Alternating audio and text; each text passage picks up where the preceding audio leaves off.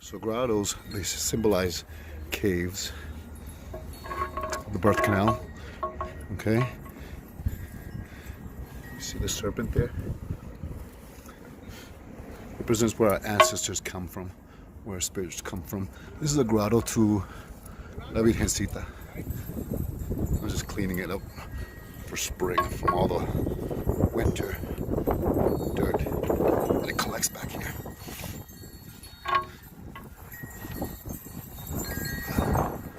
So now I have my grotto nice and clean. Okay, she's ready for the spring. I placed a frog there, but you can see the serpent. Okay, and the frog is very symbolic. First of all, the grotto represents the cave. It's like a cave of birth. Then you see the frog. A frog represents rebirth, cleansing, purification, abundance, luck, rebirth, renewal, fertility, healing, transformation, metamorphosis, transitions, okay, as well as the snake, which represents transformation and change. So she's ready for the spring.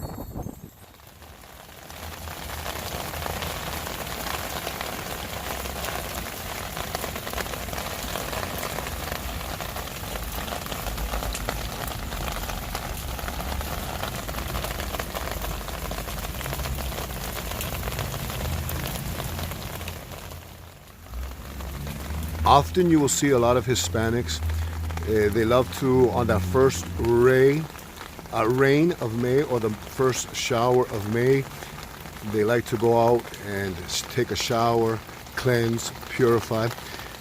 And you'll see often that a lot of people will gather that first shower of May or that first rain of May. This is a time of rebirth, a time of reincarnation. Everything is waking up from the long winter. The plants are growing. The ancestors are coming down in a shower of rain. So gather that rain for blessings, for purifications. And you'll see that we often gather the water. We use it in our baths. We use it in a lot of our spiritual work because it has that energy of regrowth and rebirth. And you'll see this custom in many parts of the world. So when it does rain, when you get that first shower of May rainwater, collect it.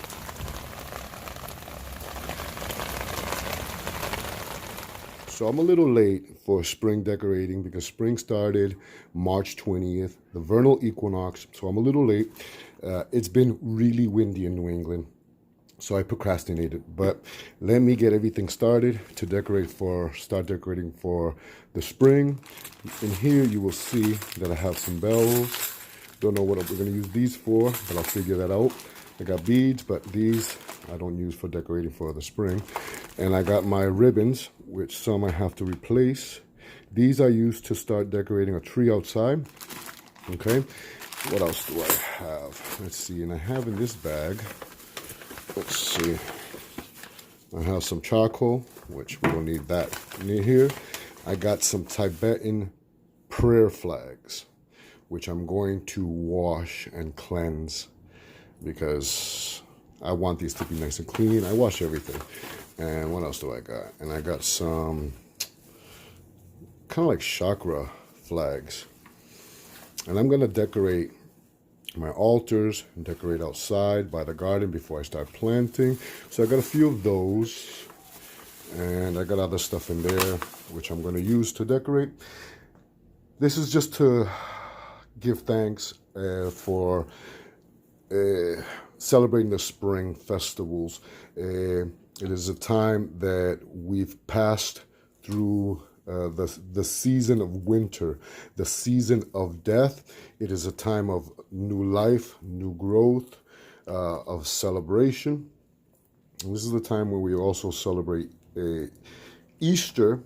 We also start celebrating Beltane or May 1st. It is a time of celebration, a time of rebirth, and also a time of the dead, the time of the ancestors. So the first thing that I'm going to do is I'm going to wash these guys. These definitely need a good washing. Actually, everything needs a good washing.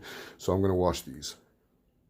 Here are my Tibetan prayer flags, and they are 5 colors, and I like to wash them. Now, I'll explain the 5 colors in a little bit, but I like to wash everything. So I have my palangana, and I'm just going to put a little Dawn. But I like to wash everything because you never know who touched it before I start decorating, and give them a good washing and remove any, see that, any dirt from it, because I want blessings for this year or for this spring season. So I'm just going to wash them by hand. I want you to see, look at that water. Now this could be from the ink from the prayers. I've always washed them, so, but I don't want none of that. So I want to wash this by hand, and I'm using cool water to wash them. And I do this a couple times until that water is cleaner. See that? And all the soap is off of it. And I wash them with cool water and by hand. None of that water. Keep washing them. So I like to wash them until the water's nice and clean. I have another one here that I'm going to hang. I got some scissors, and in this box I've got some white string or red string. I'm probably going to use this red string, but I wash them until that water comes out nice and clean. I don't want none of that stuff. Okay, before you do wash them, if you do wash them, unravel it, okay, because this can get tied up real easily. So what I do is I just hang them wet, and they will dry out within a matter of seconds. So you can see that I have not planted anything yet. I placed them here wet. They're still a little tangled. It's okay. Make sure that this does not touch the ground. You don't want this touching the ground. So I have them wet, and you can see them right there. I'm going to tie them up with that red string. I'm going to unloosen all the flags so that they could show. But they're still a little wet. And so what I'm going to use now is that red string to tie them up in the corners, and then unloosen all the flags. You want to unloosen these, but you want to unloosen all these, but let me tie them up first. So here's my red string that I'm going to use to tie it, and here's my scissors. And after I tie them, I'm going to unloosen all the flags up. Okay, and they're nice and up.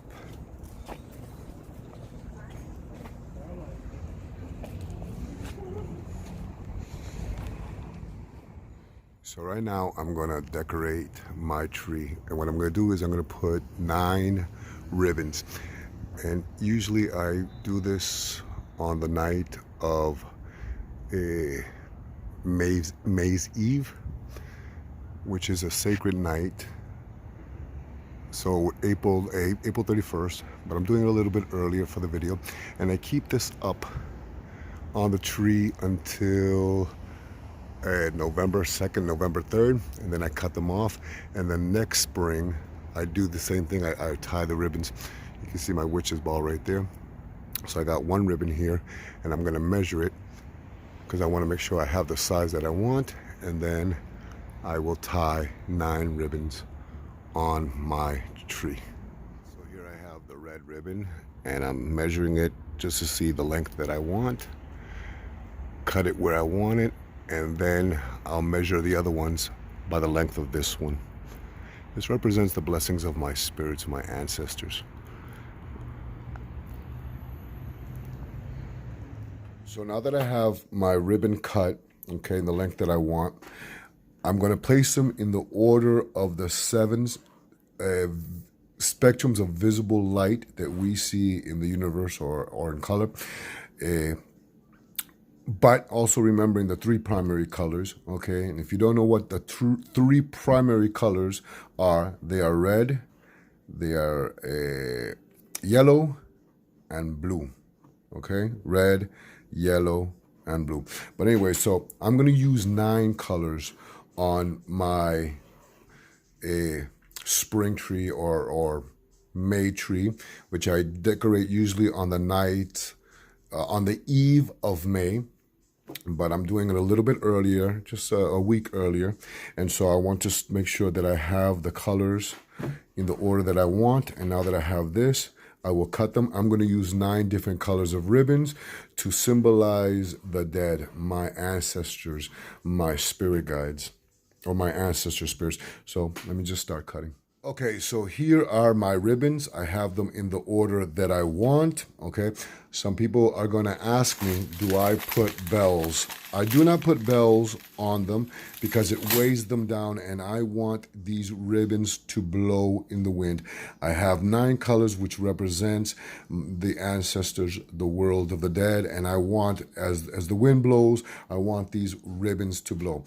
I usually start this task on the vernal equinox or the spring equinox, which is March 20th, or before the eve of May, which is April 31st or whatever it may be, and then I keep them up all the way until the autumn equinox. The autumn equinox is usually September 23rd, but I keep them up. These ribbons, I keep them up until after the Day of the Dead, which is November 2nd. So after Hallows Eve and November 1st, the Day of the Saints and the Day of the Dead. After the Day of the Dead is when I take them down. And then again in the following spring, whether it be March 20th or the eve of May, that's when I like to put these up, okay? Because this represents rebirth of the spirits, okay? Okay, so here they are. I finally got them hung up, and I want you to see what they look like at the night. And I'll probably record it tomorrow so you can see it during the daytime. But this is a time of spring, of rebirth. And I will keep these up until November 2nd, the time of the dead, another sacred night. So they're up, and I like them to flow in the wind. It's not a windy day, but it's a charm of blessing.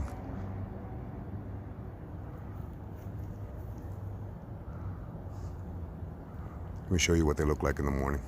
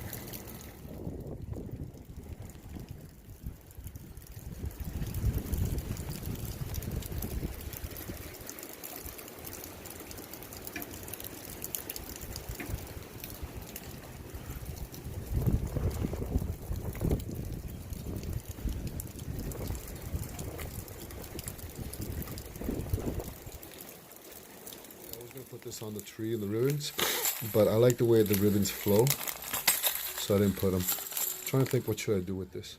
So I got these chakra banners, okay? Now I don't know if you can see. Well, people are gonna ask me where I got them. I got them on Amazon Prime.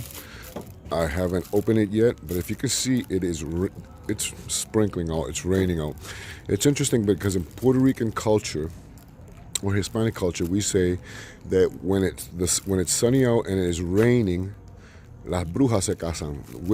A witch is getting married. So I haven't even opened these up. I'm gonna open them up inside. I heard reviews about them that I guess some of the chakras are wrong, or some of the prayers are misspelled. That really doesn't bother me or matter to me. As long as I get the 7 colors that I need, then I'll be happy with it. But I'm gonna open this up and hang this up. You can see it's sprinkling out. Before I open it up, I know that some of the reviews said that the chakras were not in the right color, or some of the prayers were wrong. But so far from looking, I see that the crown chakra, or the indigo is correct. And the third eye is also correct. So let me open them up and see if they're all correct. Okay, so I'm checking them out, and I love this material. This is made for outdoors, but I can see that the base or the root chakra is fine. Then we have the sacral chakra is fine. And then we have, I have to flip this way, the solar plexus chakra. It's fine. I want to make a mess out of it. The heart chakra looks good, which is green. Then we have, so you can see, the throat chakra. And then the last two, which is the third eye, which is fine, and the crown chakra. Okay, looks fine to me. All right, so the 7 rays of the colors of the universe, siete rayos, is going up to me, to bring me blessings this year. Hopefully this will last the whole summer. Looks like it. The material's made, it's good, but you know, the sun will drench the colors out after a while. But this is pretty affordable. So anyways, let me go hang these up. All right, so now I got this up, but I'm still not finished. I want to decorate a little bit more. So what I'm going to do is over here on these edges, I'm going to put some bells, ribbons with bells. Look at that, beautiful, flows really nice. Okay, so sorry con excuse me, but I want to add some ribbons to that banner, whatever ribbon I have. And I said, oh, I can use the bells. So I know it looks like a big mess right there. Every time I decorate, I make a huge mess. All right, so let me get this project started. Halfway done, and I got the bells on these ribbons. And now I gotta do the next one, but I'm gonna tie these up first. All right, so halfway. Now I gotta do the other side, over here.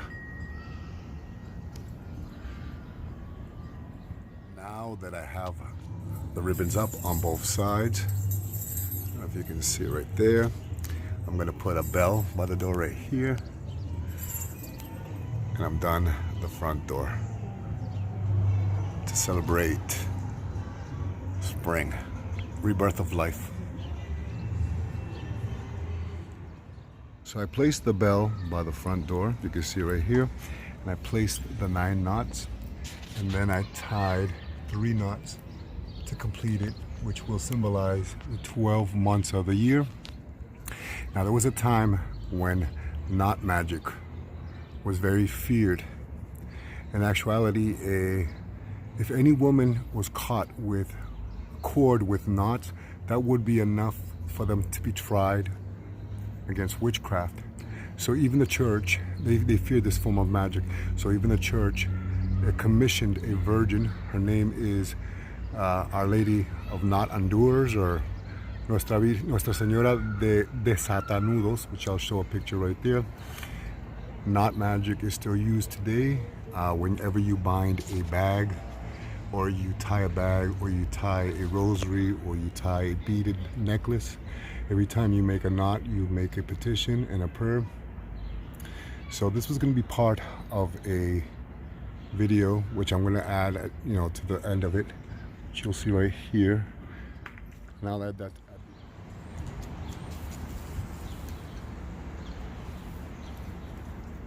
Look how beautiful they're growing.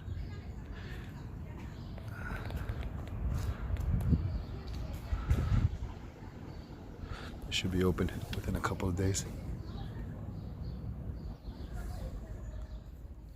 So flowers in spirituality and in traditions have a lot of meanings.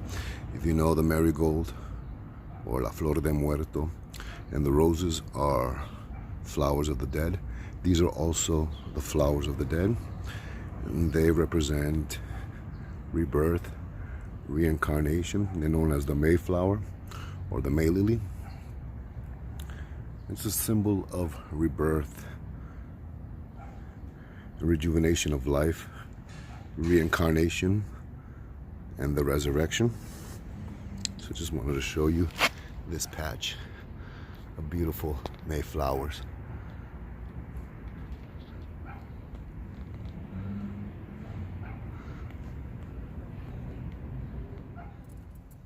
So here are my palo de muertos, or bastones de muertos. You can see that I have them out, taking them out after a long winter. So I want to cleanse and purify them with the first rain of May. So I have them outside. Now you'll see similar concepts to the Bastón de Muerto. This is not exclusive only to Santeria or various types of Espiritismo. You will see this in most cultures, and it has a lot of symbolism, a lot of spiritual symbolism. Okay, you will often see in el Bastón de Muerto or Palo de Muerto, often you will see a face, and then there's a serpent going around it. This is a representation of the phallic symbol of creation. The serpent represents the seed of creation. And then the ribbons. And then right in the bottom, I have bells and cowrie shells. And I don't want to drop them. Bells and cowrie shells. I have tiger bells, and I have bells and cowrie shells, which represent the vagina or the yonic symbol of creation. Okay, and you'll see this in many various different cultures. I'll show you the cowrie shells on the bottom and the bells. Okay, this is not only exclusive to Santeria and Palo Mayombe and Espiritismo, various branches of Espiritismo. Now I want to show you this one right here. This one I picked up at a flea market. I was in a flea market and I saw it and I fell in love with it, and it came home with me. These two other ones I received in Espiritismo as a ceremony with my padrino, and in Sanse, when I did my ceremonies in Sanse. But this one I picked up and I loved it, and I had to come home with me. I picked it up at a flea market. Very symbolic. Now the colors represents the colors of life, of creation. And you'll see it on my bracelet. You'll see the serpent right here, which has a lot of the serpent. You will see it again in my bracelet. Okay, it represents the serpent god of creation. And the serpent is prevalent in most every religious and spiritual symbolism. So again, I received these when I did ceremonies in Espiritismo and in Sanse. And this one I picked up at a flea market, and I use them to call on my dead. Becomes like an axis mundi. So I'm just gonna let them receive the rain. So I'm doing a simple altar para la víspera de Mayo, and I'm just cleaning down this section and getting my altar ready. And I do something very simple. I'm not into big parties. When I was younger, yeah. This is just for me to celebrate in my own way. So on my altar, now that I cleaned the table, I placed a few pictures. Now the first picture that you see up here is of Santa Clara, Saint Clare. Okay, very important Santa or Misterio in Espiritismo. Next to her, on her left, is San Antonio, Saint Anthony. And then over here, we have El Justo Juez, the just judge. So Santa Clara, for us, is a very important Santa. And in Santa Clara in English is Saint Clare of Asís. In Sanse, we know her as La Señorita Claribel. In the Dominican 21 division, she's known as Clemencine, Clemé. In Voodoo, Haitian Voodoo, she's Mambo Aizan Velequete. And in Santeria, she's known as Yansa. Well, more so in Brazilian candomblé or umbanda. She's known as Ianza, which is a avatar, un camino, a path of Oya Yanza. Okay, here you see San Antonio. San Antonio for us represents Papa Leba, okay, or Papa Legba. And then over here, El Justo Juez, the just judge, represents Gran Solier or El Gran Sacra.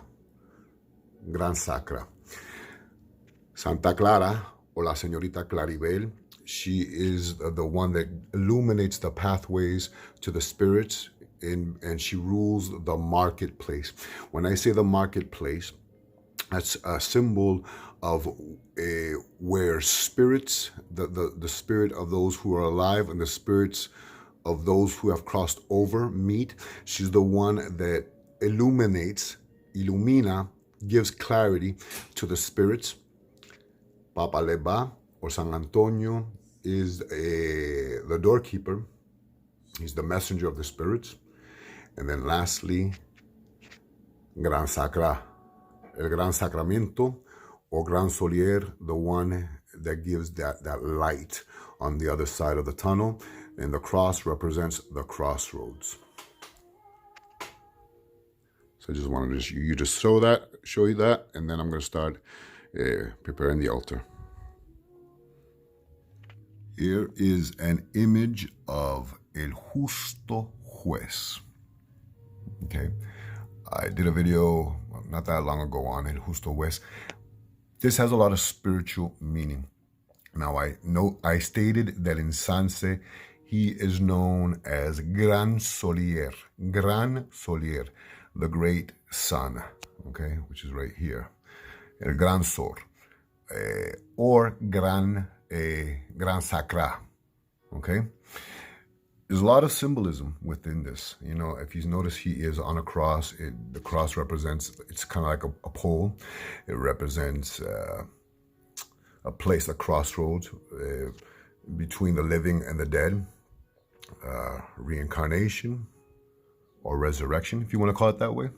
But it has a lot of symbolism, and many mystics, they study these symbolisms and they put the missing pieces, okay? So I just wanted to show you that.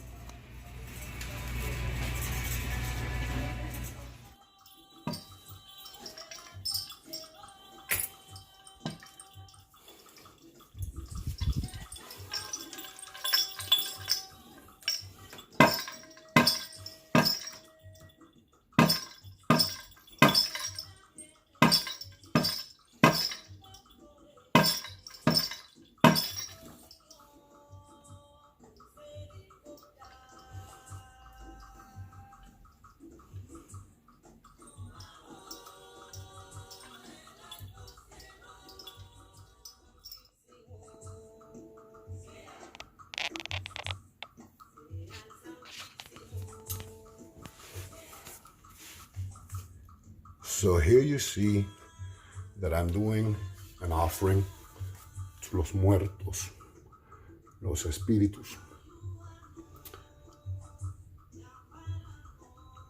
Now here you see el bastón de muerto. It's right there. And I have some baby's breath, flowers. And then I have some fruit that I'm giving to the spirits. Some bananas, apples, and a granada. Granada in English is a pomegranate. Always give the spirits water. Cafecito. Here we have some bread. Pan dulce. The spirits love the bread. Okay. This is like an Easter bread that I saved. It has some eggs for abundance, for new life, for transformation. I don't know if you can see it there, but there's chocolate. Chocolate is hot cocoa with milk. The spirits love chocolate. Okay, chocolate and spirit have gone hand in hand since ancient time, and I have some incense. A lot of people ask me, do I feed my spirits once a week? Well, no. Actually, I only give my spirits water and a candle once a week. So I decided to turn on the light so you can see it better. Again, I want you to see that I have a granada there for the spirits. Granada is a grapefruit. I'm sorry, not grapefruit, pomegranate. I have bananas, I have apples, I have their incense. Spirits always need water, agua.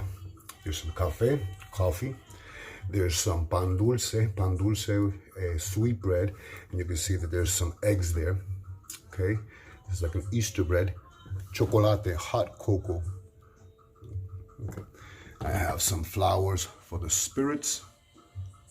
I show some baby's breath, white flowers for purity. And there is my palo de muerto, bastón de muerto.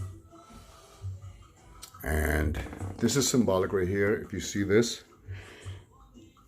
circle is very symbolic, and this is something that we teach in Espiritismo, in Santerismo, and some branches of Santeria. The nine candles represent the number of the dead. A lot of people ask me, do I feed my spirits once a week? No, I do not feed the spirits once a week. You do not want gluttonous spirits, espíritus glotones. Some people do that. I don't do that. In Espiritismo, we do not do that. We feed our muertos, or our spirits, esos seres y guías, on el Día de los Muertos, which is November 2nd. One. And here around this time, May, because May is the time when it is believed that the spirits reincarnate. So we're giving these offerings to those spirits that are going to be reincarnating into life, going back into the womb to come back into the world of the living. Okay? On a general basis, I always give my spirits water and a candle every day, except on the Day de los Muertos, which is November 2nd. I give them their pan dulce, I give them their fruit, their chocolate, hot cocoa, their coffee, tabaco, whatever they may need. If we are doing a misa or a sesión, we want to keep gluttonous spirits from mounting the mediums. So often you will see this done, okay? Because they are working the spirits. But on a general basis, I only do this twice, unless, again, I am having a sesión espiritual or a misa or a velada. Not all forms of espiritismo do this, okay? Just to let you know. Now that I have my espíritus, or those spirits, fed, I'm going to attend to my santos, my sanse, my misterios. I'm going to do that a little quiet because that's more private.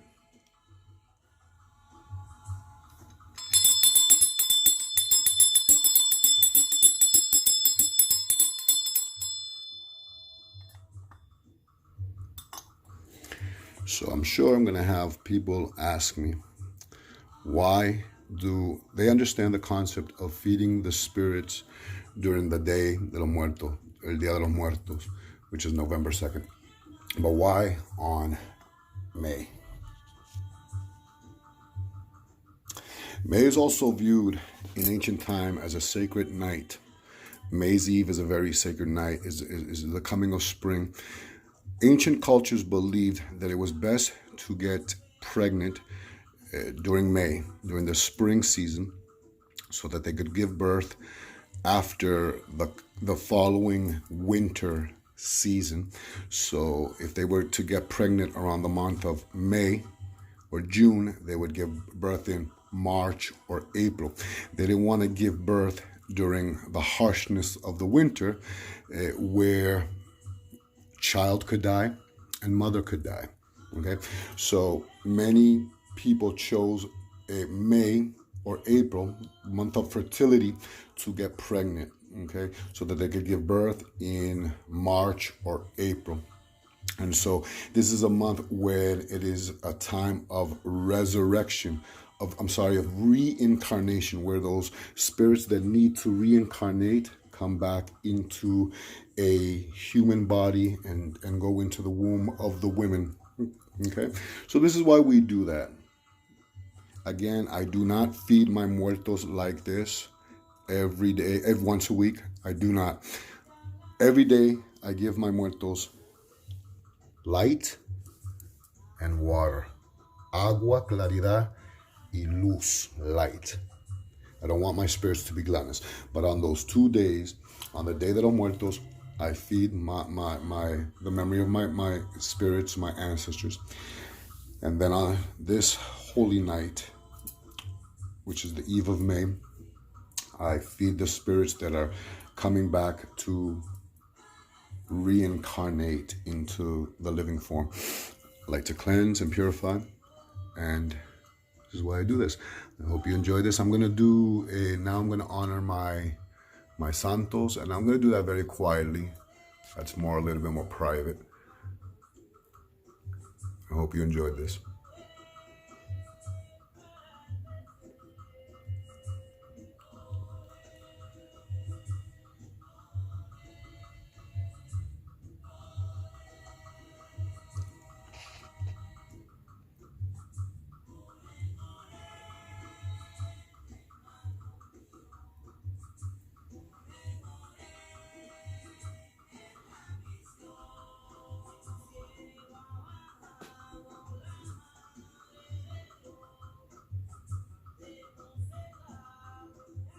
In closing, people are going to ask me, do I throw the bread or the offerings to the garbage? No. I place the offerings at a foot of a tree. So I do not throw this away in the garbage. I place the bread and the fruit, the water, and then the coffee as well. But I do not throw that in the garbage.